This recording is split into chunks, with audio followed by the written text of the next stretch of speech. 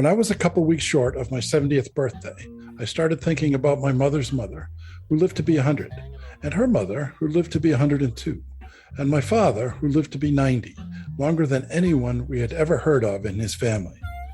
I began to think that maybe our generation could be the first to routinely live to be 100. When I talked about this at family dinner one night, my granddaughter, who was 5, said, "What are you going to do for the next 30 years, Grandpa?" Hello, I'm Dr. Janet Price. And I'm Greg Kaloust. And we are Oldish. And this is our podcast, Oldish. If you're oldish or know someone who is, please join us every week for conversations amongst ourselves And our special guests about what it means to be oldish in the 21st century. If you ever wonder whether you're getting old, you're oldish.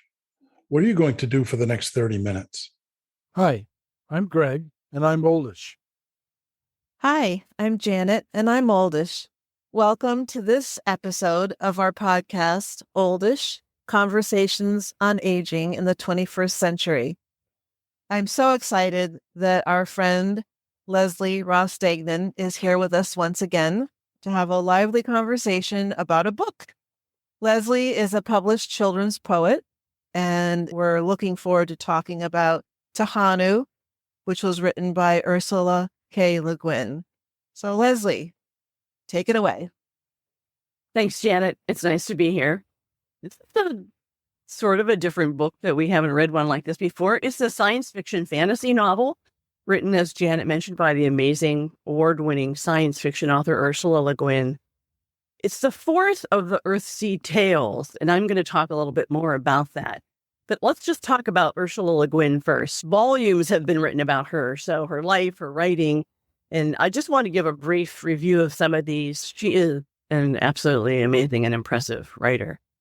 Many of us, I think, would agree that she's one of the most important writers in the science fiction fantasy genre, especially with her wildly successful publication of The Wizard of Earthsea. It's often called the Earthsea trilogy because it comes along with two other books, The Tombs of Atuan and The Farthest Shore. And she kept going to include 3 more books. Tehanu, which is the book we're reading today and discussing, and another called Tales from Earthsea, and the final one called The Other Wind. And these are all collectively known now as the world of Earthsea. So I guess I don't refer to it as the trilogy anymore, but I do because that's what it was when I read it. I haven't read the last few books, but I recently watched the animated movie called Tales from Earthsea. And if you want to go on to the next book, you might want to just watch this. The interesting thing about this is that you may have heard of Miyazaki. He's a well-known Japanese anime creator. He did Howl's Moving Castle, Princess Mononoke, Spirited Away. His son, actually, Goro Miyazaki, was responsible for the Japanese anime version of the book Tales from Earthsea, where we find out more about one of the characters in Tehanu. But let's get back to Le Guin. So she was the passionate and prolific writer and the first woman, which I think is amazing, to win both the Hugo and the Nebula Awards for Best Novel. I think she won this award more than once. She wrote not just this and got awards for this, but many others. 23 novels she wrote, 12 volumes of short stories, 11 volumes of poetry, and also children's books that were very well received. I've read some of the Cat Wings books that she wrote, which were absolutely just wonderful. So Ursula Le Guin was born in Berkeley in 1929. She died in 2018. She was 88 years old. So this book, Tehanu, I think she was...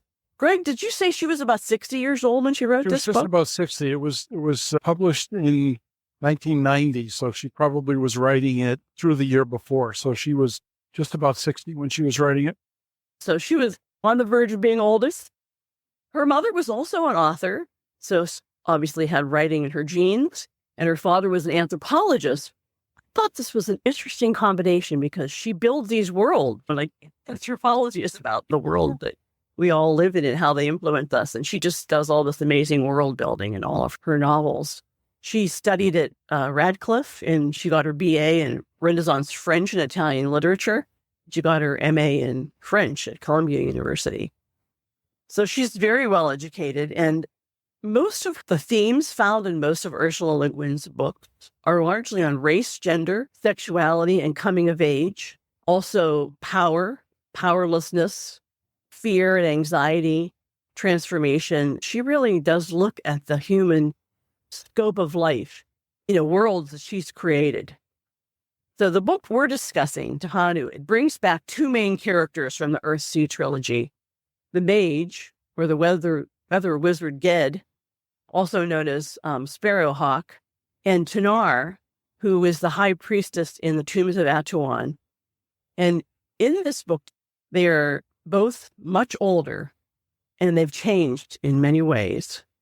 So I want to give a very brief summary of the first three books if you haven't read them. So the first book is called The Wizard of Earthsea, where we meet Ged. He's a young mage. He's a weather controller. He created some fog to chase off an enemy, but somehow this creates a hole in the universe, and he unleashes a great darkness or evil. And that's where the book kind of ends. He's feeling compelled to travel throughout the archipelago of the Earthsea Islands and hunt down this darkness. So that's what he does. That's what the whole Earthsea is. He's on this quest to find and destroy this darkness. And then the next Tombs of Atuan, we meet Tanar, who is the other main character in this book, Tehanu. Tanar was the priestess of the tombs of Atuan. She was in charge of the tomb. It was dark in there all the time. It was full of riches and wealth. And along comes Ged, looking for a half ring. Has some kind of a magical power that he thinks is going to help him on his journey. And so he goes into the tombs with light. That's forbidden. And so Tanar has to hunt him down as the priestess of the tomb and kill him. But she takes her good old time with this because she likes who he is and what he has to say. And they become friends in this process. And he helps her to escape the tombs and helps her to realize there is a world out there. And there is another life for her out there, outside of the tombs of Atuan. And so he gets out of the tombs and gets to know Ged and learns about the outside world. And then that's the end of that book. Third book is called The Farthest Shore. And we're back on Roke, which is where the wizards live. It's a magical world. And the magical world seemed to be fading. So there is a prince. Prince Aaron. He comes to see the Archmage, who is Ogion. He also shows up in the novel that we're reading now, Tehanu. He wants to find out what he can do to help stop this magic from failing in Earthsea. Ged and Aaron travel together on Ged's boat, look far. They find in the world much apathy and danger among people and wizards. People are unkind and suspicious, apathetic, feeling like life's not worth living. And so it just gets darker and darker. So they're trying to restore the balance and to live and learn and change and accept that it doesn't have to be this way and that, it can change. So then we're into our tale of Tehanu. Tehanu starts about 25 years after Ged and Tanar get out of the tombs of Atuan. Ged has gone on to become the Archmage and goes off on his quest to save the world from whatever is going on with darkness and death with the future king. The end of The Farthest Shore, Ged uses up all of his powers to restore the world to balance.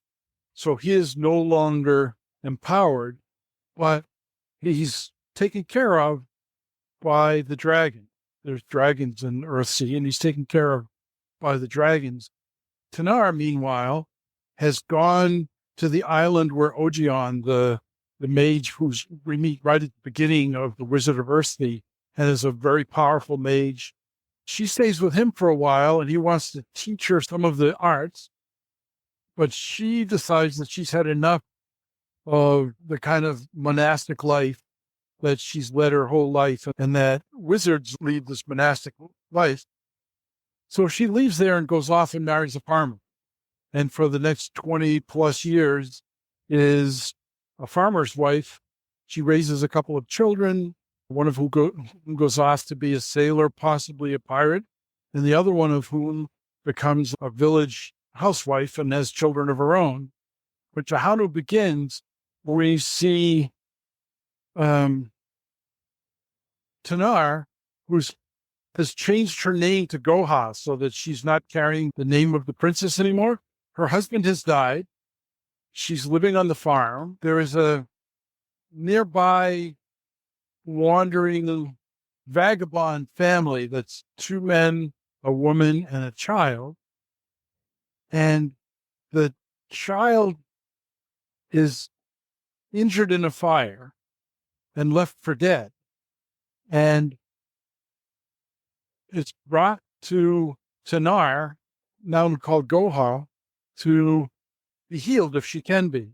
And Goha determines that she can't be healed, but she can be kept alive, and she adopts her as her daughter. And a little bit later on, she gets word that Ojion is dying. So she and the little girl walk across country to get to where Ojion is dying and arrive just in time for her to be there when Ojion dies. And Ojion is saying, "Where's Ged? Where's Ged?" just before he dies, because he wanted to see Ged before he died. Tanar doesn't know. She hasn't seen him in 25 years. Feels to me at this point as though there's a typical change of life story going on here. Older people have had changes in their lives and they've gotten to be oldish, and things are different. Tanar's spouse has passed away. Her children are grown and gone. Ged hasn't been seen in a long time, and their older friend, who was their mentor, has just died, wishing that Ged could be there. So up until this point, there's no magic. There's no wizard, really.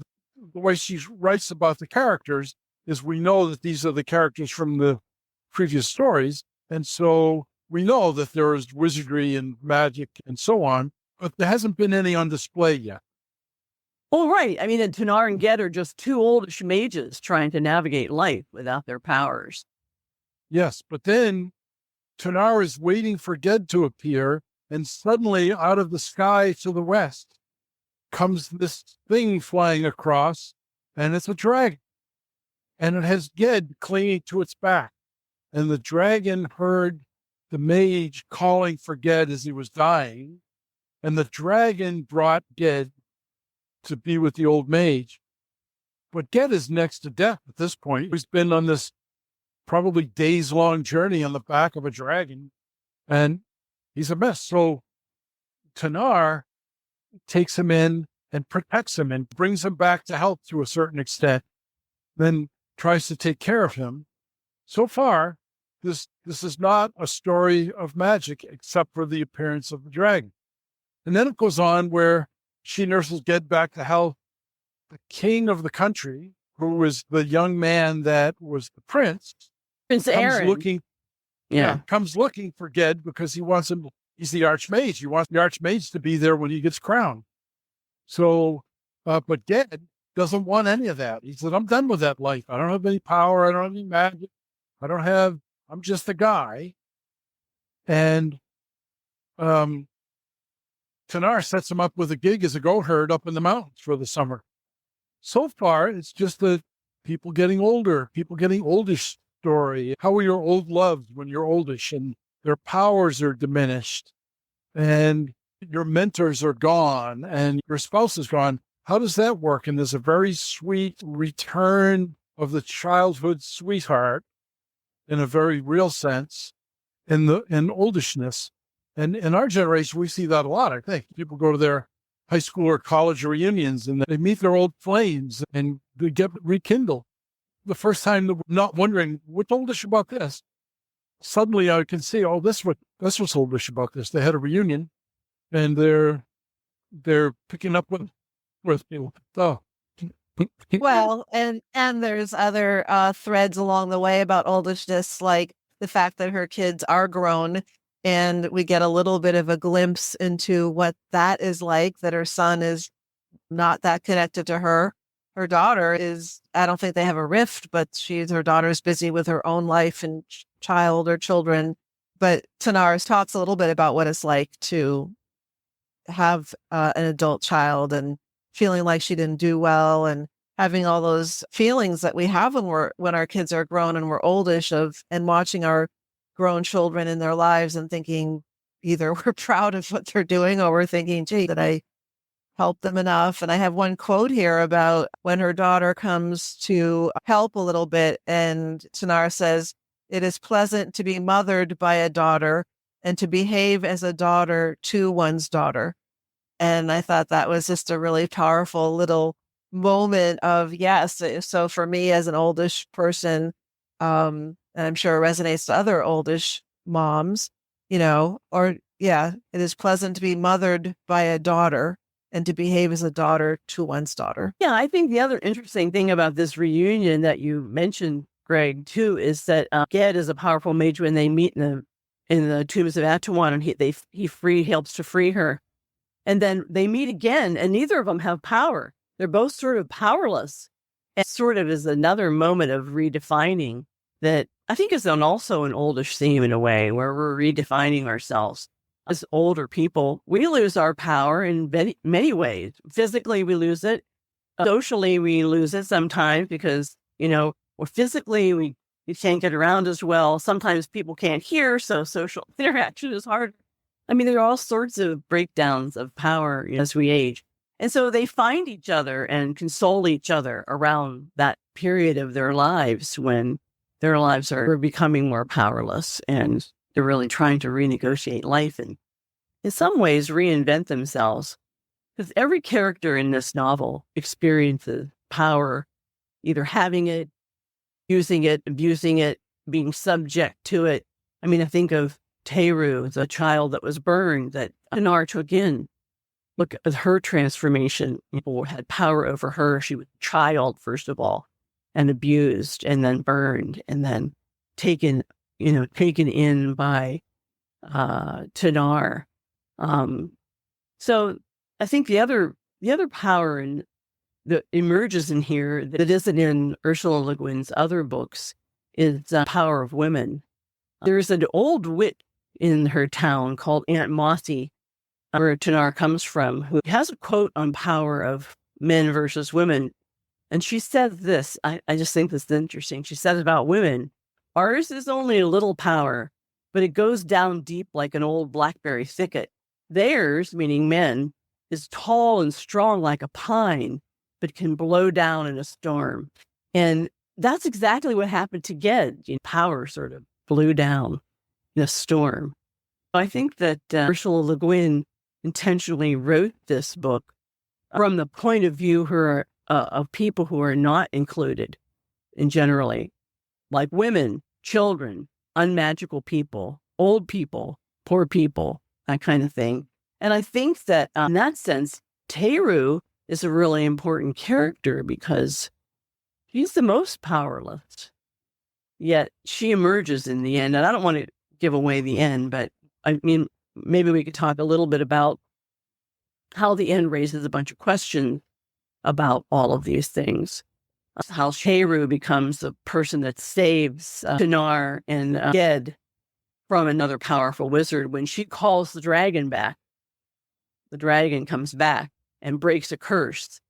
And so in the end, we're left with questions about Tehru, which I think is an interesting way that she ends it. Why wasn't Tehru affected by the curse of this magician? And how did she call the dragon? And what other powers does she have? So Tehru is the beginning a little bit invisible and marginalized. She comes out very big in the end. So I don't want to forget about her in terms of this whole power structure. Well, I love thinking about the book around the theme of transformation, as you've mentioned. I feel like it's just kind of looms throughout it, whether it's the transformation of Tehru and who she becomes over time, whether it's about the transformation of Ged and Tanar, some of which happened in the earlier books. And so that we see in this book almost what is the result of the transformation towards oldishness, which includes for them not having their powers. I mean, there's just so much around transformation, and transformation is both, as the books are showing us, a theme of life and a theme in. Yeah, another theme here too is, and I suppose this is all part of power and transformation, is fear. All these previous books there's a lot of fear building up because there's darkness and people are afraid. And I think this sort of continues in Tehanu because Ged is afraid. He can no longer be who he was, which was mage to the king.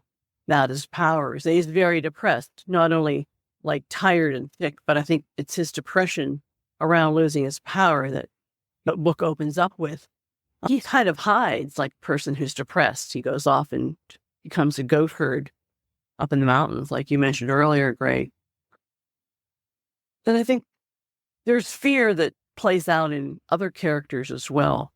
And I think Tanar, I think she fears power itself, power of the strong over the weak. As a woman, power of men over her. She experienced some of that throughout this novel too, because when her son comes back, he wants to claim the farm as his own because traditionally the farm goes to the son.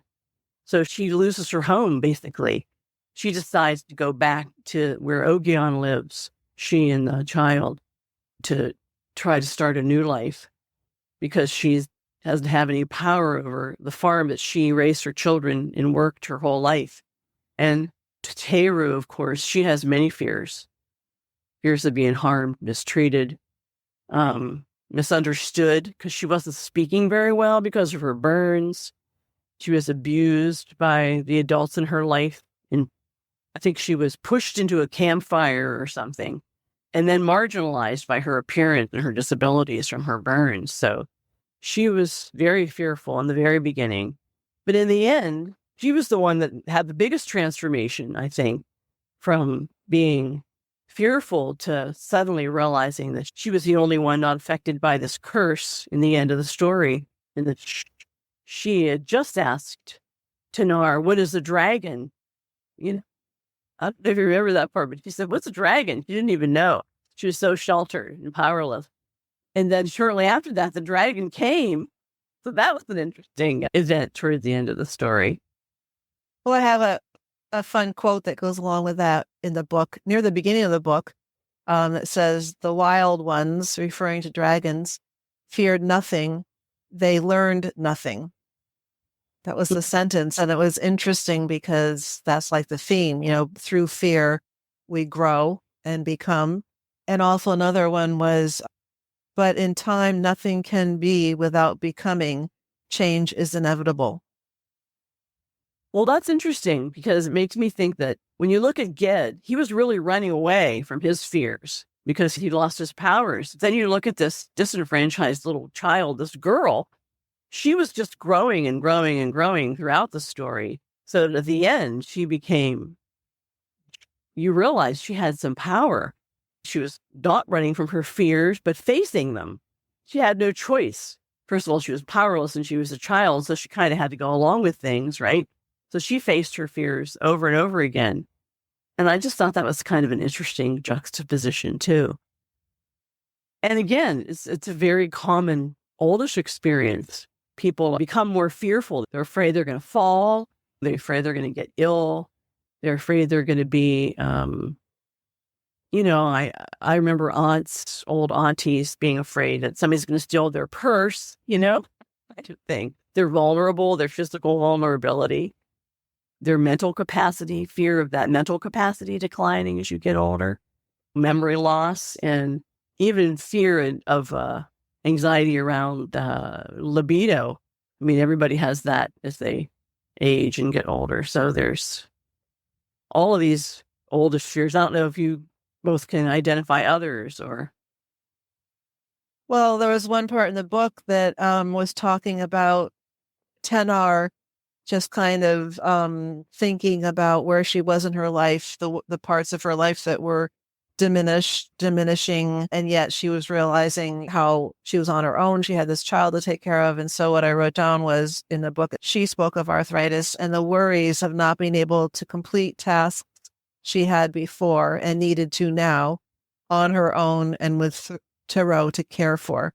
So I felt like it was just capturing this reality that we have of as we're oldish and we still have responsibilities both to care for ourselves and anybody else and whatever else might be going on. Going back to the relationship between Tanar and Ged is the key to everybody's transformation. It's the relationship. It's that they find somebody to care about and somebody to be safe with and somebody to share with. And they end up really deciding to share their lives together. Ged basically lost everything and became a goat herd, just a guy in the mountains. And Tanar lost everything. She had been a priestess and then a farmer's wife, and she lost the priestess business. And then when the farmer passed away, she wasn't the farmer's wife. She was the farmer's widow until their son showed up. And then she was excess baggage. And so she and Ged decided to make a life together based on their love of each other. Neither one of them had any power. We've been saying power, power all through this. And that's really one of the key themes of the book is this transformation of power, which at first seems like loss of power, but then it's transformation of power. And I think you can make a pretty good case that the transformation from powerlessness to powerful happens through their love of each other. Just how powerful that message is for all of us who are oldish, that power can continue to transform so that when we look back and think so much more powerful and I didn't have to worry about my balance and my body wasn't failing me and all these things, instead of how is this transforming to a different kind of power, the power of wisdom and the power of understanding and the power of being closer and closer to death and recognizing that we're in this life and that the only thing that is absolutely non-negotiable is death. And I think there's a power in that in some way, if in our oldishness we can look at it that way. And I think that was a theme in the book. Yeah, learning how to live a mortal life and know that there's no end to it, just the end is just death. Yeah, but that it's important that you lead a good mortal life and that you don't have anything to help you along the way but your own wit and wisdom and experience that you carried along the way. But in this case, really, they were wizards. Certainly Ged was. So he had a lifetime of experiences of being powerful and having control. And now he doesn't have control. It's a lot about control, too, the way you think about it. Which is so true for so many as we become oldish, of ways that we might have felt powerful and competent and having achieved a lot and then having to let go of that. So it's kind of symbolic of they had a lot, Ged had so much, so did Tanar. And what do they have now? And that they're finding that there's a different kind of power. There's a power of letting go in this also, is that they had to let go of their egos and their awareness of themselves. There's a passage in which LeGuin is almost didactic about that point as a Taoist. And LeGuin was a Taoist. One of her more important books to my mind was she did a translation of the Tao Te Ching. So she was fully immersed in the Taoism. And we talked about a few months ago, actually coming up on a year ago. Oh, holy moly. A whole year has gone by. I just realized that we did a podcast episode on not forcing and the Taoist term wu wei, which is basically let it be, let it happen. Don't try to force things to happen using whatever you think your powers might be, but just the true man lets things happen is one of the main messages in the Tao Te Ching. And Ged, in giving up his powers as a wizard, became much more like that true man of the Tao Te Ching and had no choice but to let things happen. That's a thing that I think as people who are getting oldish, our ability to make things happen in the world, our ability to think we can make things happen in the world. I know I relate to this a lot with when I was younger. I figured, oh, I can fix that. I can make that better. I can make this piece of my business work. I can do this. And now that I'm oldish, it's like, well, no, I can't. It doesn't mean that there's any diminishment necessarily. It's just a different way of being in the world. I think LeGuin did this on purpose. The idea that giving up your power and living in the world without forcing it, the Ged and Tanar and Taru are almost happily ever after at the end of the story because they stop trying to make things happen. That's not completely the story, but to a certain extent, it's the power of no power. I think the Taoists would go along with the power of no power, the finding things when you stop looking. Tanar stopped looking for Ged, and a dragon brought him over. I find that over and over again. I had it happen to me this week. I couldn't find my car keys to save my life.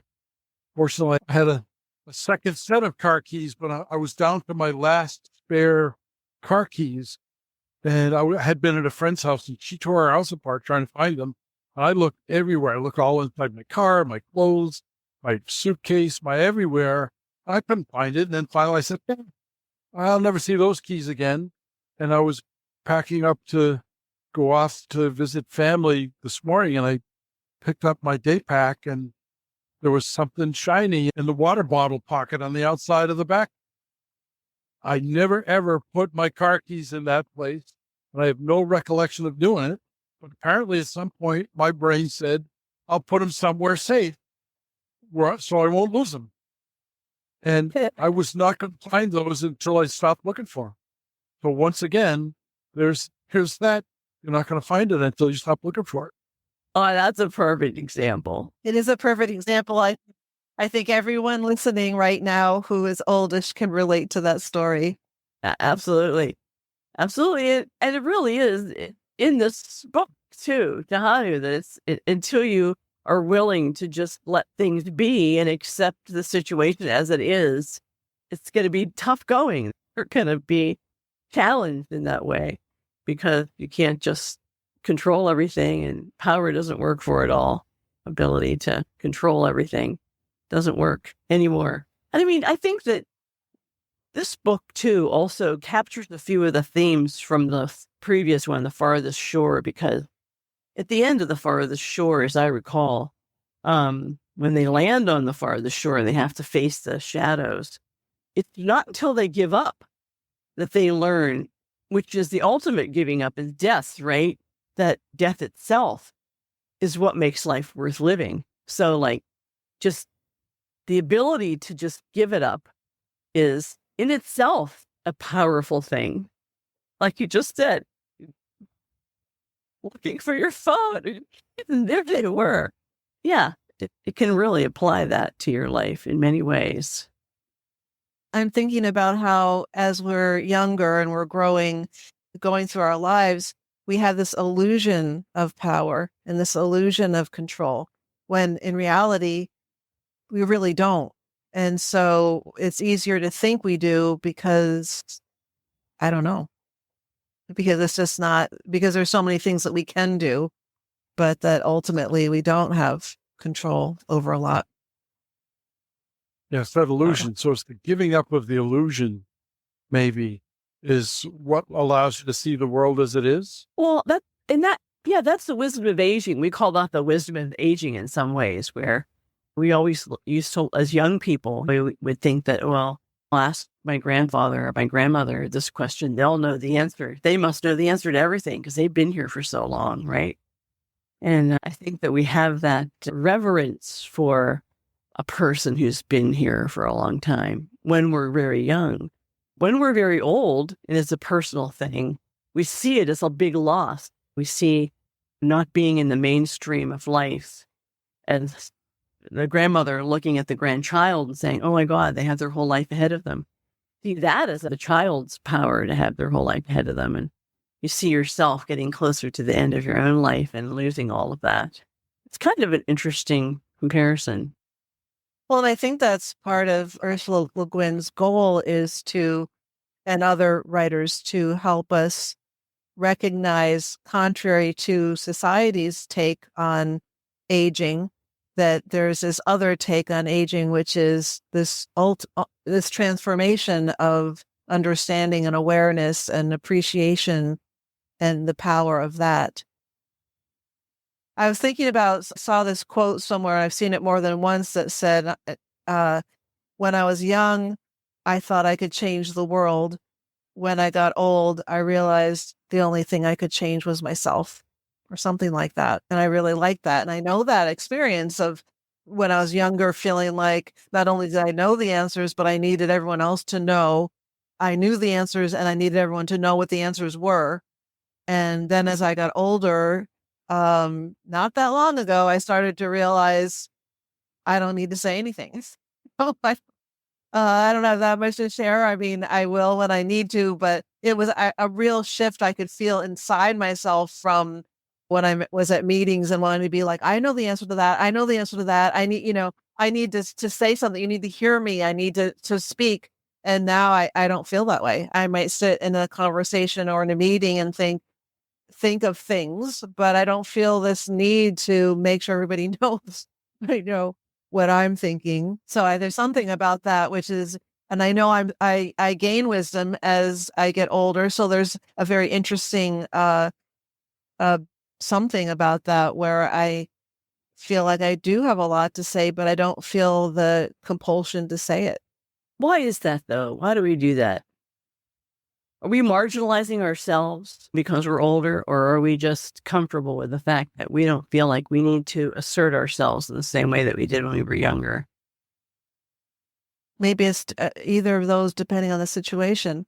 I feel like for me, in general, especially I'm thinking professionally, I can think through when I was with others of the same profession, other therapists, and we were talking about a theme, maybe a certain diagnosis, and me feeling like, oh, I know this, and I need to speak up, and I need you to hear what I'm saying. And now I feel like, it's not that I don't want to be in the conversation. I definitely like talking and I like sharing my thoughts, but I don't feel this compulsion to be like, I need to talk. You need to hear what I have to say. And it feels more like, almost like a wisdom. It's almost like, if what I have to say is helpful at some point, I might, but I just don't feel this compulsion of like, I need to talk. And I felt like it was, when I look back, that it was a combination of, I need you all to know that I know this. And what I know is so important that I need you all to hear it. And it's not like I don't think that anymore.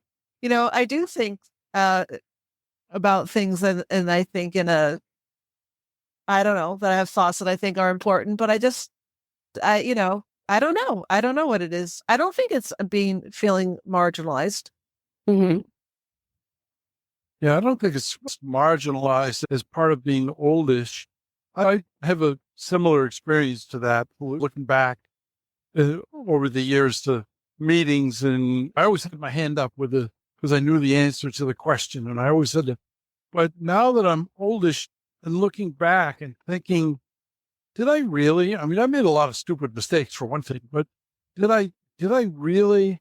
And I just had this, when you were talking, Janet, I just had this image come into my head of, I was bringing a trumpet to a piano recital and just blatting this noise out over the music, and not listening to the music. Just really, I have to blow my trumpet, and had nothing to do with the music that was being played. And if everybody agrees that that's a good idea, that's jazz, right? And, to go to a piano concerto and bring a trumpet with you is not a good idea. Well, I don't think so. So it's amazing to me how much there was in that book.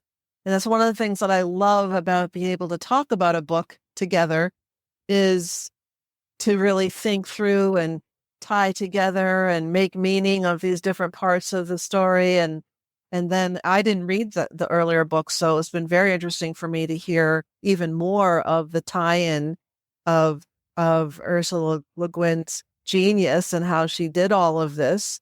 And I also think it's fascinating that it was 30 years between the books. Is that how long it was? It was 18 from the third book to the fourth book. It was 18 years. Okay, 18 years. And what she brought to that, like you were saying, Leslie, in the introduction and the overview, I just think it's all just so beautiful and captures so much of life. Yeah, and another whole world. But I also see that it reflects our world, how things periodically have gotten dark in our own personal world and in the country, not just our America, but the entire world. We seem to go in and out of darkness these days in the world. And I think it's important it helps you to get a perspective on, yes, that's going to come and go. And as long as it goes, you get darker and darker.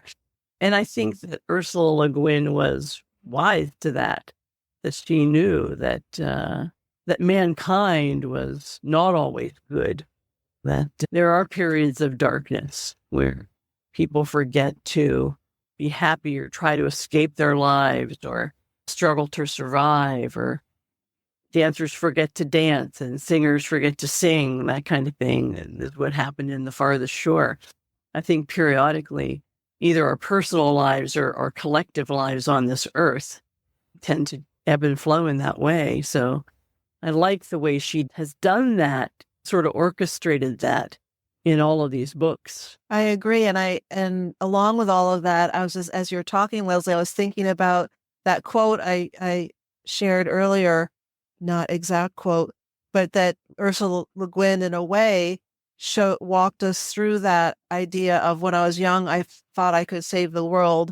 And when I grew old, I realized all I could try to understand is myself, or whatever it was, that was the journey. That and that might have something to do with young and like we were also just talking about, young and full of ourselves and full of understanding, not bad. And so that's the Prince Aaron who's going to become the king, and it's Teru, and what's going to happen with her as she gets older, and as they move into that part of their lives. Here's Ged and Tenar, who are settling into, what can life be like for me? How can I make a difference for myself and for the people I love and the people around me? Yeah, and that's where I think, as you mentioned, Greg, she brings in that overlay of Taoism, and her Eastern philosophies come into play. She isn't fatalistic about it. She's just realistic about it, in that as long as we take responsibility for ourselves and who we are and where we are, kind of seems to work out. We're not taking everybody down, so to speak. So I would like to say this, that when I was younger, I fully believed that reading was a solitary exercise. And since we started doing this, I no longer believe that. Reading is a communal enterprise. And I'm getting so much more out of these books because we three are talking about them than I would have gotten out of them had I just read them myself. And I'm a pretty good reader, but I'm getting so much more out of these books by sharing them with you two that I vote yes. Yeah, I agree. The discussions are rich, and Yes. it's always good to see how different people translate words. Yeah. Yes. Here. I Yeah. agree. And I really appreciate these opportunities, and I'm looking forward to our next one already, as I'm sure our listeners are also. So thank you, everybody. Thank you, Leslie, for your Thank you. wisdom and your love and your caring and all that you bring to this. And Greg also, as always. Yes, thank you. It's always an interesting experience. I would like to put in a pitch for somebody to help us get in touch with Ursula K. Le Guin, because one of the most fun things that's happened practically forever for us was the last time we talked about a book. It was The Delight of Being Ordinary by Roland Murillo. And I sent him a link to the podcast, and he listened to it. And the result of that was our Father's Day podcast that we just published. So those of you who are listening, if you haven't listened to those two earlier ones, go do it. But I'll tell you what, if we could get Ursula Le Guin to join us, that would be amazing. Well, that would be a I got a lot miracle. of questions for her. Did you know that Ursula Le Guin had died? Oh, yeah. Yes. several years ago. And Oh, so you were just kidding. That's why I said it that way. Yeah. It would be really fun to get her to come on. That's it for now. Thanks for listening. We enjoyed reading and discussing Tehanu by Ursula K. LeGuin. We hope you enjoyed listening. You can find a link to Tehanu and other books by Ursula K. LeGuin in the show notes and on our website. Our next episode, coming soon, will feature co-host Dr. Janet Price and Greg Kaloustian discussing last week's presidential debate. Are these guys oldish or really old? You can leave comments or requests for topics or guests on this or other episodes at www.oldish.me. There's a link there, too, if you've wondered how you can help support our podcast. If you like what you heard today, please tell a friend and rate and review our podcast on Apple Podcasts or wherever you listen to podcasts.